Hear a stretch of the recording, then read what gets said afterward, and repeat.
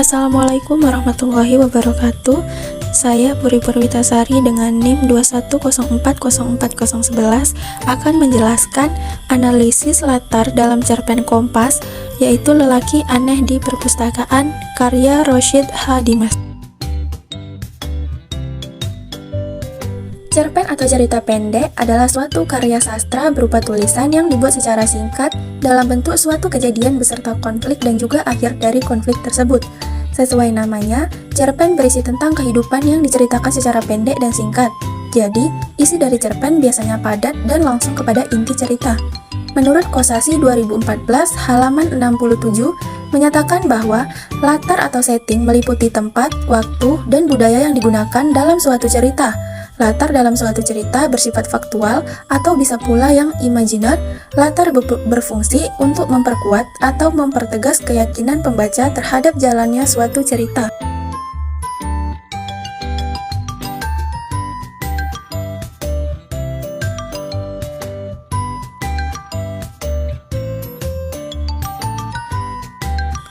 Selanjutnya, manfaat penelitian.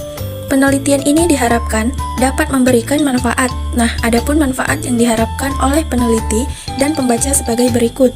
Yang pertama, secara teoritis, yaitu untuk menambahkan wawasan dan ilmu pengetahuan karya sastra, terutama unsur intrinsik dalam cerpen berjudul Lelaki Aneh di Perpustakaan.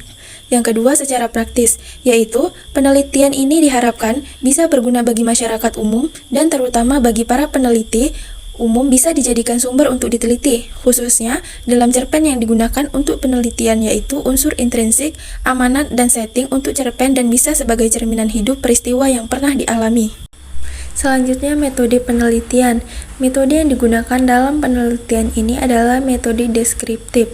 Menurut Moleong 2002, bahwa di dalam metode deskriptif data yang dikumpulkan adalah berupa kata-kata, gambar, dan bukan angka-angka.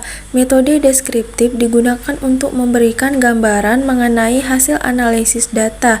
Dengan demikian, penelitian ini akan berisi kutipan-kutipan untuk memberikan gambaran tentang latar tempat, waktu, dan latar sosial yang tercermin di dalam cerpen Lelaki Aneh di Perpustakaan.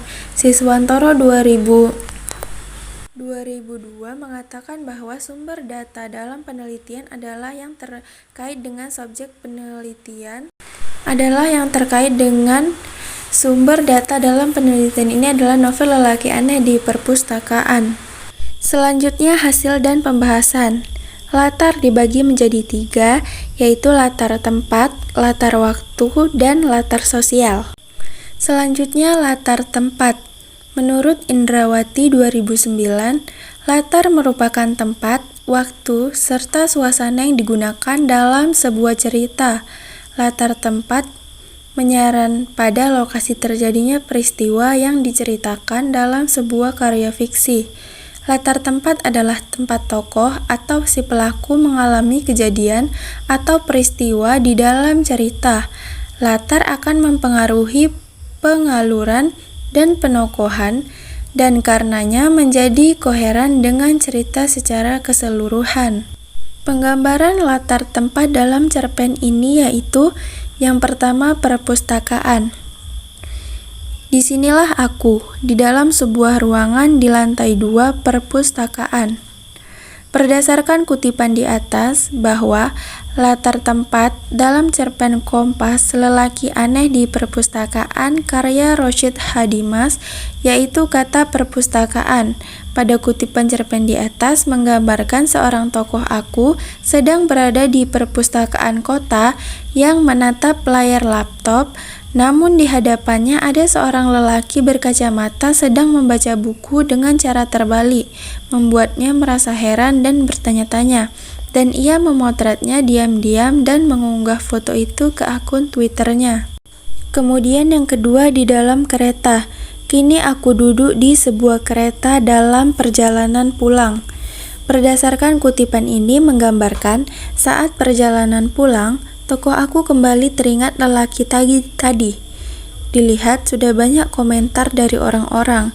Salah satu komentarnya yaitu, mungkin dia mengidap disleksia. Tokoh aku tertarik dengan kemungkinan itu. Ia mencari referensi dari jurnal-jurnal ilmiah tentang penyakit itu. Kemudian yang ketiga, di ruang tengah. Kami berkumpul di ruang tengah malam ini, menunggu sinetron yang sempat ditweet oleh seorang menteri yang membuatnya menjadi bahan omongan. Berdasarkan kutipan ini, menggambarkan saat berada di ruang tengah, sedang asik menonton sinetron, tokoh aku menceritakan kejadian yang dilihatnya tadi, yaitu lelaki aneh di perpustakaan tadi kepada ayah, ibu, istri, dan anaknya. Tetapi mereka tidak memberikan tanggapan apapun. Namun, anaknya menelengkan kepala seperti tengah memikirkan sesuatu dengan apa yang dikatakan oleh ayahnya. Selanjutnya, latar waktu. Latar waktu berhubungan dengan masalah kapan terjadinya peristiwa-peristiwa dalam sebuah cerita fiksi. Masalah kapan tersebut umumnya dikaitkan dengan waktu kejadian di dunia nyata, waktu faktual, dan waktu yang ada kaitannya dengan peristiwa sejarah. Nurgiantoro 2010. Latar waktu juga digambarkan dalam cerpen Kompas, Lelaki Aneh di Perpustakaan. Hal itu terlihat pada kutipan berikut. Yang pertama, selamat siang. Sambil berpura-pura mengetik, aku membalas anggukannya sebagai pengganti selamat siang untuk pukul 14.05. Berdasarkan kutipan tersebut, menunjukkan bahwa tokoh aku sedang mengintai lelaki itu dari balik laptopnya. Tiba-tiba, mata mereka bertemu dan saling menatap. Lelaki itu tersenyum dan membuat anggukan kecil, dan tokoh aku membalas anggukan lelaki itu padanya sambil berpura-pura mengetik. Yang kedua, malam. Kami berkumpul di ruang tengah malam ini. Kutipan tersebut terdapat latar waktu pada kata malam ini, menunjukkan seorang tokoh aku sedang berkumpul dengan ayah, ibu, istri, dan anaknya yang sedang menonton sinetron. Lalu tokoh aku menceritakan kejadian tadi di perpustakaan kota, yaitu lelaki aneh di perpustakaan. Selanjutnya, latar sosial. Latar ialah keterangan mengenai ruang, waktu, serta suasana terjadinya peristiwa-peristiwa di dalam suatu karya sastra.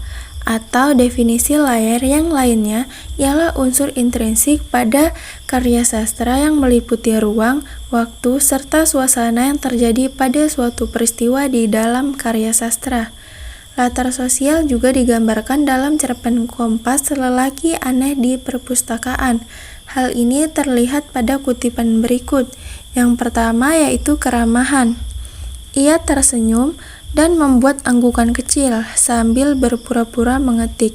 Aku membalas anggukannya sebagai pengganti sapaan, hai, halo, atau yang lebih formal, selamat siang.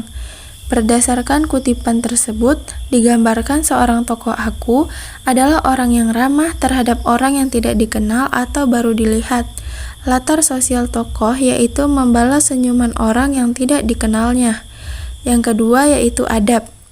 Kurai handphone, lalu diam-diam mengambil foto lelaki itu dan bukunya. Aku mengunggahnya ke Twitter. Berdasarkan kutipan tersebut, seharusnya tokoh aku tidak boleh mengambil diam-diam foto lelaki itu tanpa sepengetahuannya. Apalagi sampai mengunggah ke akun Twitternya. Itu sama saja dengan tidak memiliki sopan santun. Juga tokoh aku bisa dikategorikan sebagai pelecehan dan pelanggaran privasi seseorang. Kesimpulannya adalah, dari hasil analisis dapat disimpulkan bahwa cerpen atau cerita pendek adalah suatu karya sastra berupa tulisan yang dibuat secara singkat dalam bentuk suatu kejadian beserta konflik dan juga akhir dari konflik tersebut.